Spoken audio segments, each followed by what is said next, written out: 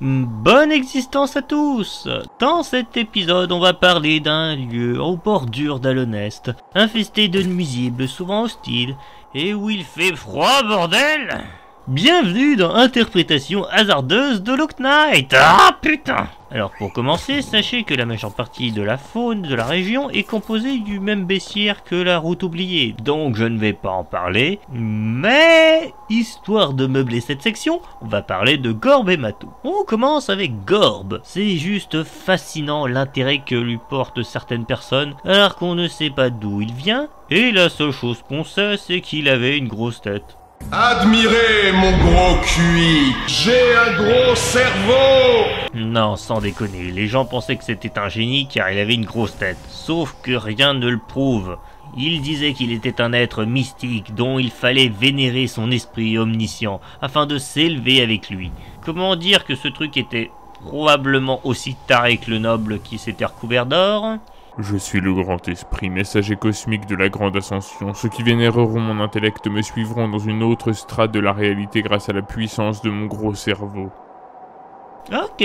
Plus sérieusement, je pense que Gorb est une blague au même niveau que Zot. Déjà qu'il était à la base une larve avec une lame dans la bouche, et qu'à l'époque il portait le nom de son commanditaire, c'est-à-dire Aladar. Le truc c'est qu'avec le nouveau nom, qui est très simpliste, couplé aux anciens dialogues du personnage, semble donner l'image d'un personnage pas aussi futé qu'il n'y paraît, et ça paraîtrait logique de ne pas se fier aux traits physiques d'un individu pour définir ses compétences mentales. Peut-être que Gorb était un idiot profond, et persuadé d'être un génie à cause d'une déformation physique que tout le monde interprétait mal, et donc le soutenait dans sa connerie. Je rappelle que les sectes débiles, c'est pas ça qui manque dans l'univers de Lock Knight. Toutefois, celui-ci parle d'ascension. Or, ce genre de terme peut faire écho avec l'ascension de la vieille voyante dans le monde des rêves. Est-ce que tout le peuple des papillons a disparu de la même façon qu'elle, et il a assisté à leur voyage dans le monde des rêves, puis s'est dit qu'il pouvait faire la même chose car il avait un gros cerveau? Ouais, je passe beaucoup de temps sur un perso dont on ne sait rien. Mais faut bien meubler le bestiaire, vu que le seul perso qui reste à parler, c'est Mato. Alors, on a parlé de Sheo, l'ermite perdu dans les ronces et occupant ses journées à faire de l'art. Tu vois, il faut pas que tu brises la pierre, il faut que tu la modèles, il faut que tu la sublimes. Ça marche pas. Ça marche pas. On a parlé de Oro, l'ermite perdu dans les frontières et occupant ses journées en... dormant, j'imagine. Yeah. Et du coup, on va parler du dernier des trois frères. On va parler de Mato, l'ermite perdu dans une falaise qui s'occupe en... Vous foutez quoi de vos journées? Je tue des trucs. Bref, il est le plus énergique des trois maîtres aiguillons, mais aussi le plus désireux de transmettre son savoir aux générations suivantes. Vous voulez que je vous enseigne ma technique? Non. Oh, allez, n'ayez pas peur, je sais. Non. Oh.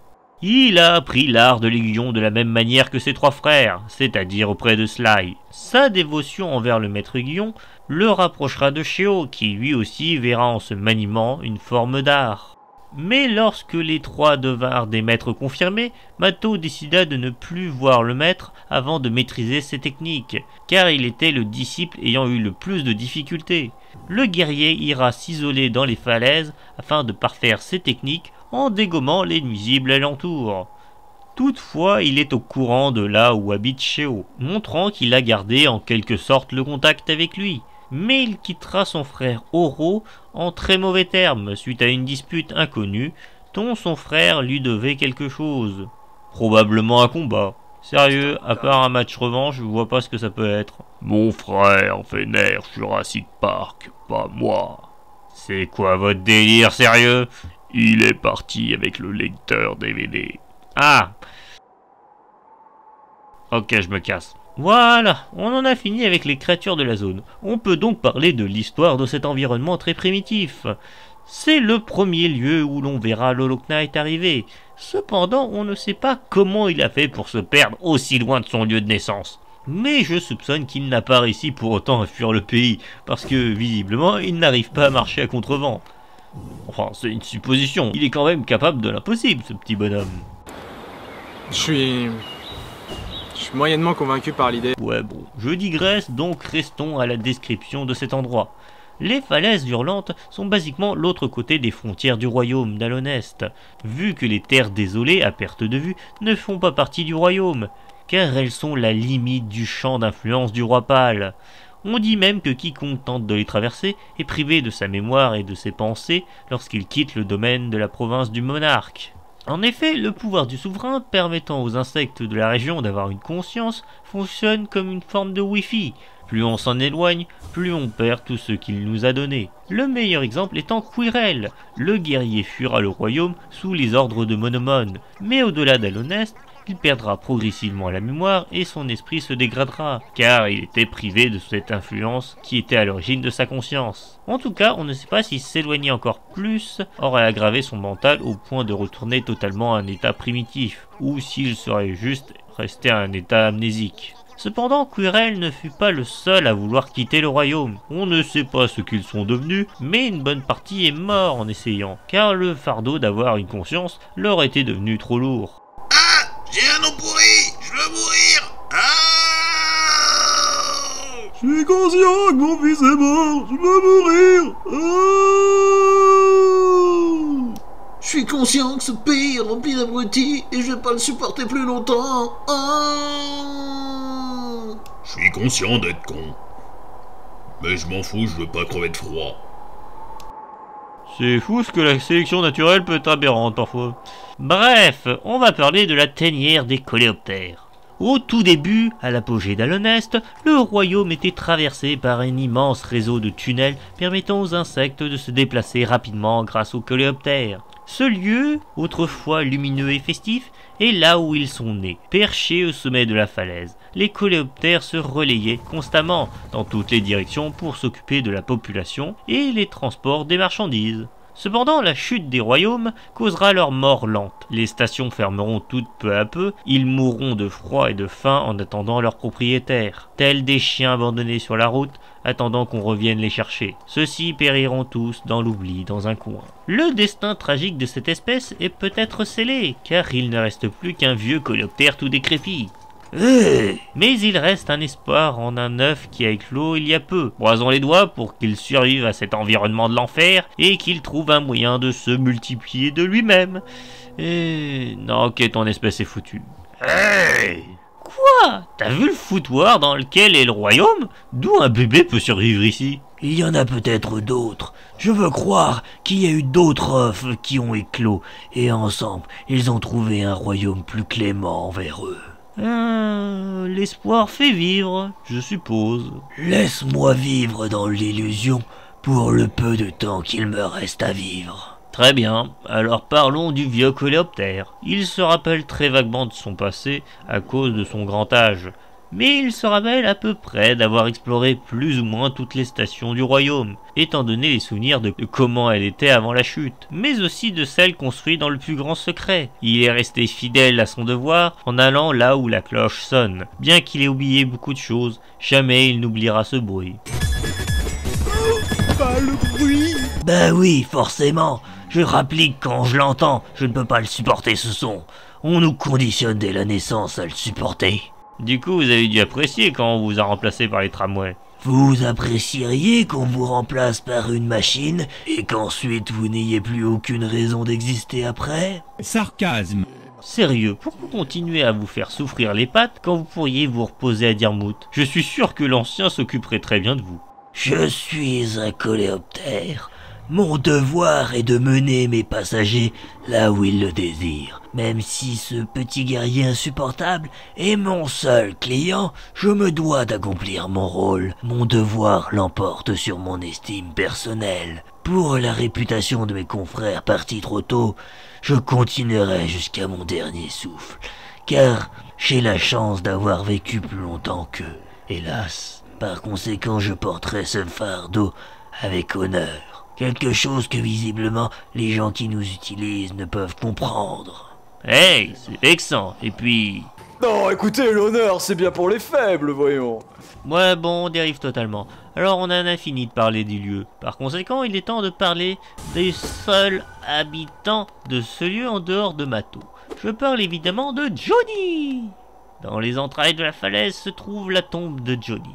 Un lieu à l'opposé de l'extérieur hostile et froid des falaises hurlantes. Cette grotte lumineuse et chaleureuse est là où se trouve le corps parfaitement conservé de Johnny sur un piédestal. Connu sous le nom de la gentille hérétique. Oh ouais, c'est pas une blague, c'est le terme dont certains la qualifiaient. Celle-ci pouvait changer les fluides vitaux en sang bleu, appelé aussi sang de vie. Un sujet tabou à l'honnête, car ce pouvoir protecteur n'était pas apprécié par le roi pâle, ce qu'il ne pouvait contrôler devant être rejeté. Parce que la stigmatisation, c'est tellement rigolant! D'où le terme hérétique. Je pense que c'était une forme de figure religieuse, car on peut supposer quand même qu'elle accordait sa bénédiction aux plus démunis et qu'avec son pouvoir elle renforçait ceux-ci, et qu'en retour ils avaient une forme de vénération envers elle. Oui, on va faire une parenthèse sur le sang bleu et tout ce que ça englobe au-delà de Johnny. On sait que ce liquide renforce la coquille de ceux qui l'ingèrent, mais peut aussi soigner les blessures. C'est vraiment génial! On le retrouve généralement dans les graines de vie contenues dans les cocons de sang de vie. Le problème, c'est qu'on ne sait pas si ces cocons ont pour seul but de transformer les graines de vie en papillons. Par contre, on sait que le liquide qui les compose n'est pas composé d'âme, car il ne se restaure pas avec. Les êtres supérieurs comme le roi pâle, manipulant l'âme, ne devaient pas apprécier une matière qu'ils ne pouvaient contrôler, d'où la défiance envers ceux qui vénéraient le sang de vie dans le royaume. Bonjour, moi c'est Johnny, et je viens aider ceux qui le veulent grâce à mes pouvoirs de soin. Elle utilise des pouvoirs inconnus, hérétiques. Tu veux un câlin? Non, gentil hérétique. Cependant, il semblerait que Johnny soit mort d'elle-même, à cause de la fatigue générée à force de transmettre des bénédictions, d'où cette allusion au repos. Si ceux qui la défiaient l'appelaient la gentille hérétique, ceux qui la vénéraient l'appelaient l'enfant bleu. Et je soupçonne que Johnny possédait naturellement du sang de vie en elle, vu la similarité physique qu'elle a avec les graines de vie. Ah! Est-ce qu'il n'y a pas un truc qui est en train de se connecter quelque part? Beaucoup penseraient à une évolution comme les champignons ou les fluques. Le problème avec cette théorie, c'est que sur tous les cocons croisés dans le royaume, aucun signe d'évolution dans ce sens. Alors c'est quoi Johnny? Je pense personnellement qu'elle est une création unique de celui possiblement à l'origine du sang de vie. Je parle évidemment de la créature abyssale qu'on a vue dans les abysses. Celle-ci réside dans une zone plus proche du monde des rêves que du monde réel, vu l'omniprésence d'essence et de nuages dans ce lieu. Ceci est impossible. C'est possible? C'est impossible. C'est possible? D'ailleurs, cela est appuyé par sa présence dans les rêves du chercheur de Dieu. Certains théorisent qu'il serait à l'origine d'une infection similaire à Radiance et ayant causé la mort des grands anciens, juste parce que les graines de vie sont similaires aux blobs parasites et prolifèrent aussi rapidement. Sauf que ça semble être l'exact opposé, rien que les couleurs montrent une opposition entre les deux. Une théorie beaucoup plus logique serait qu'en fait les blobs parasites sont juste des graines de sang corrompues par l'infection, d'où leur similarité à proliférer. Pour moi, la créature abyssale s'est exilée volontairement dans les abysses pour être tranquille, mais sentant la détresse de l'extérieur, elle a créé Johnny pour accorder des bénédictions protectrices, afin de soulager les miséreux que créera le roi pâle avec son royaume. Mais cet excès de générosité causera la mort de son représentant à force d'user de ce pouvoir. Et afin de perpétuer sa volonté d'aider ce monde, le sang de vie continuera de proliférer et produira des cocons de sang de vie dans tous les recoins d'Alonest, afin que les plus faibles puissent continuer d'être protégés. Je soupçonne que la créature n'était pas au courant de la mort de son émissaire, car l'accès de son antre est uniquement accessible à des créatures gorgées de sang de vie, comme Johnny. Car lorsque nous arrivons face à lui, il nous expulse définitivement de sa zone de repos, probablement déçu de voir que ce n'était pas sa création. Toutefois, dans le monde du chercheur de Dieu, il continuera d'aider ceux qui le désirent. Cependant, le propriétaire fermera l'accès à cette aide pour ne pas gâcher ses objectifs. On peut donc conclure basiquement que Johnny était la prophète d'une créature ancestrale, ayant survécu probablement en se cachant dans le monde des rêves, et que la générosité de cette créature causera sa mort. Heureusement que son héritage a perduré, mais moralité, soyez gentils, mais avec modération. Voilà, on a fini. Je parlerai de cette section une prochaine fois. Mais en attendant, j'espère que vous aurez appris des trucs. Et que ça vous aura plu. Et moi, je vous dis à la prochaine. Bye.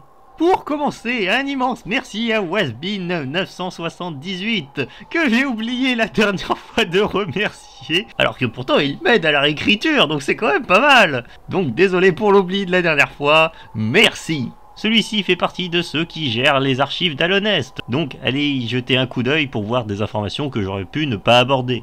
Un immense merci à Caillou le Barbare pour son aide dans le doublage de pas mal de personnages secondaires, mais merci beaucoup de l'avoir fait. Mais ce n'est pas tout, je remercie aussi Zenart pour son rôle de Johnny, car, voilà, merci. Celle-ci est une dessinatrice très talentueuse, dessinant beaucoup de fanart sur l'univers d'Andrew Bennett, mais aussi de toutes sortes de choses. Un immense merci à Krutik pour son retour, pour un rôle un petit peu meilleur. Celui-ci fait des vidéos très intéressantes que je vous conseille d'aller voir, ainsi que sa chaîne secondaire qui s'appelle Kun, et dont je vous conseille d'aller y jeter un coup d'œil, au moins quelques vidéos, histoire de voir si vous y accrochez. Il faut dire que les sujets sont assez variés. Tous les liens sont en description, il y en a beaucoup, mais allez y jeter un œil. En attendant, je vous dis à la prochaine, bye.